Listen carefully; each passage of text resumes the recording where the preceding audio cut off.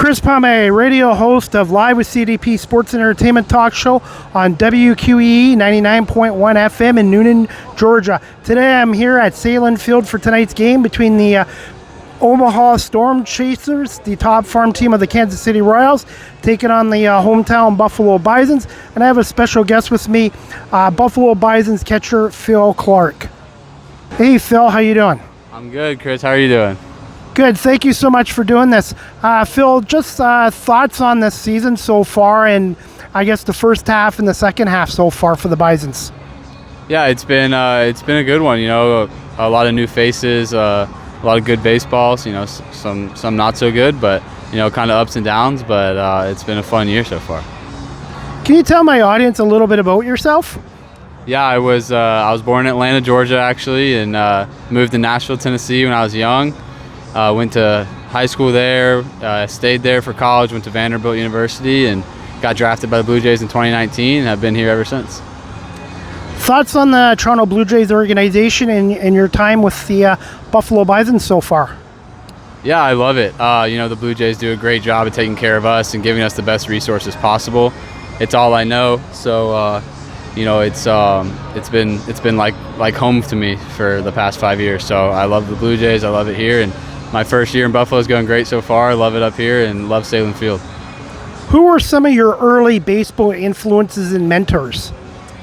I grew up a Braves fan. So, you know, honestly, my favorite Brave growing up was Martin Prado, actually, because I just loved, you know, his how the Braves utilized him, and he could play anywhere, any day, and just really liked watching him play. Obviously, Chipper Jones guy, Brian McCann when I started catching.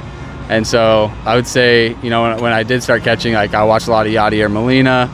And then honestly, growing up in Nashville, a lot of Vanderbilt baseball, so like Dansby Swanson and guys like that were big influences for me. Is there a story behind your number 77? No, I've always worn number 5. And when I got to Buffalo, I got promoted and we went to Lehigh Valley. And the club there was like, hey, I got 77 for you if you want it. And I was like, that's great. You know, I think it's a pretty cool, unique number. And I've had some chances to switch it since I've been here, but I've been like, I'm just going to ride with it because I think 77 is pretty cool. What are some of your favorite baseball moments from the Atlanta Braves and so far in your career too? Ooh, man, that's a good question.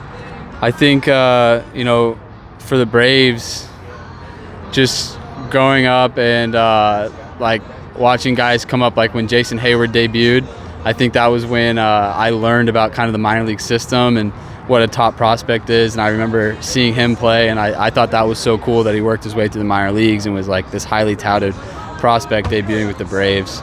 So I would say like moments like that where I learned, you know, the intricacies of professional baseball is what I remember the most.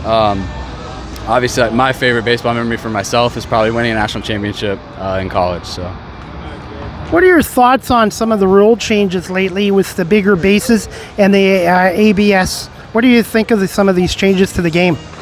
I'm all for the bigger bases. I think they're safer, and I think, you know, it's a good change, and it's normal now. I think we've had them for a couple of years. It makes it a little bit harder to throw runners out, but I like the bigger bases, and I think, you know, they found a cool thing with the challenge system.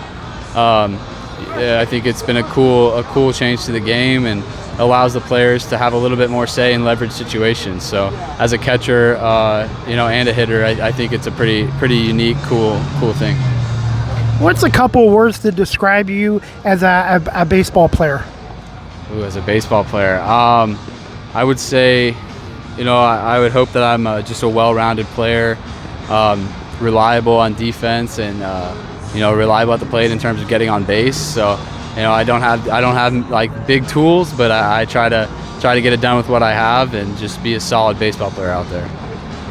What's a fun fact about Phil Clarke that the Bison fans might not know about you?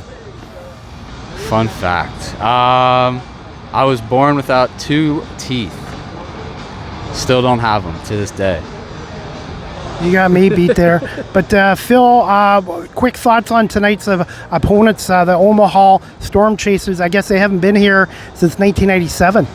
Yeah, always fun to play a new team. Haven't played these guys, and you know, their record speaks for itself, and they've got some really talented players. So it should be a really fun series, and it's always fun to mix it up. You know, we play a lot of the same teams throughout the year, and so it's cool getting this late in the year and playing someone new. Besides Sahlen Field, what are some of the other minor league ballparks that you enjoy playing at? I started in Vancouver at Nat Bailey Stadium. Love that place.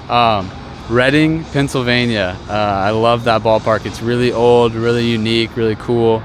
Really fun place to play. Hartford, Connecticut, Dunkin' Donuts Park is awesome. Let's see. In AAA so far, I've really enjoyed Lehigh Valley. I've really enjoyed Worcester. So there's a few. And finally, Phil, where can my audience follow you on social media if you're on there? My Instagram is Phil Clarke _, and that's pretty much all I'm on right now. I have a Twitter, but I don't really use it. So Instagram, Phil Clarke _. All right, well, Phil, I want to say thank you so much for doing this interview, and I want to wish you and the Bisons continued success going forward in the second half. Thank you, Chris. Thanks for having me.